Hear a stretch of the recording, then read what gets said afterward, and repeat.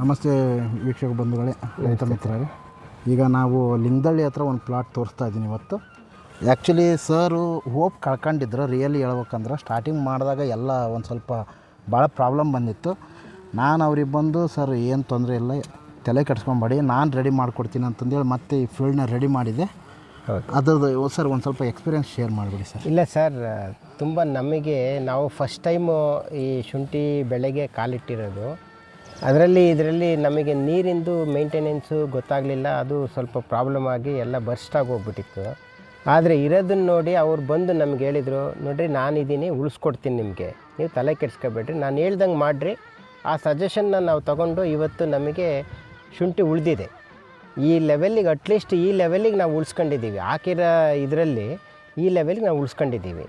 ಈಗ ನೋಡಿದರೆ ನಿಮಗೆ ಎಲ್ಲೂ ನಮಗೆ ಸಮಸ್ಯೆ ಆಗಿಲ್ಲ ಅಂತ ಅನಿಸ್ತಾಯಿತ್ತು ಸರ್. ನಮ್ಮ ಕನ್ಸಲ್ಟೇಷನಿಂದ ನಿಮ್ಗೆ ತುಂಬ ಇಲ್ಲ, ತುಂಬ ಹೆಲ್ಪ್ ಆಗಿದೆ. ನಮಗೆ ಕರುಣವರು ಸಿಗಲಿಲ್ಲ ಅಂದರೆ ನಾವು ಓಪ್ಸ್ ಕಳ್ಕೊಂತಿದ್ದು, ಆಮೇಲೆ ಬಂಡವಾಳನೂ ಹೋಗಿರೋದು, ಹಾಕಿರೋ ಬಂಡವಾಳ ಹೋಗಿರೋದು, ಆಮೇಲೆ ಮಾಡಿರೋ ಶ್ರಮನೂ ವ್ಯರ್ಥ ಆಗಿರೋದು.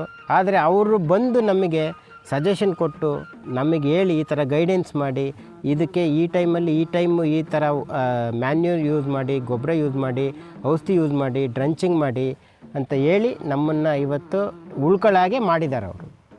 ನೋಡ್ಬೋದು ಕೃಷಿ ಬಂಧುಗಳೇ, ಈಗ ಪ್ಲಾಟ್ ಆ್ಯಕ್ಚುಲಿ ಇವರು ಹೋಪ್ ಕಳ್ಕೊಂಡಿರೋ ಪ್ಲಾಟ್ 100% ರೆಡಿ ಮಾಡಿದ್ದಾರೆ. ಅಲ್ಲಿ ಕಳೆ ತೆಗಿತಾ ಇದ್ದಾರೆ. ಮೈನರ್ ಸಿಮ್ಟಮ್ಸ್ ಇದೆ, ಅದೇನು ಪ್ರಾಬ್ಲಮ್ ಇಲ್ಲ, ಅದನ್ನೆಲ್ಲ ರಿಕವರಿ ಮಾಡ್ಬೋದು, ರೆಕ್ಟಿಫೈ ಮಾಡ್ಬೋದು.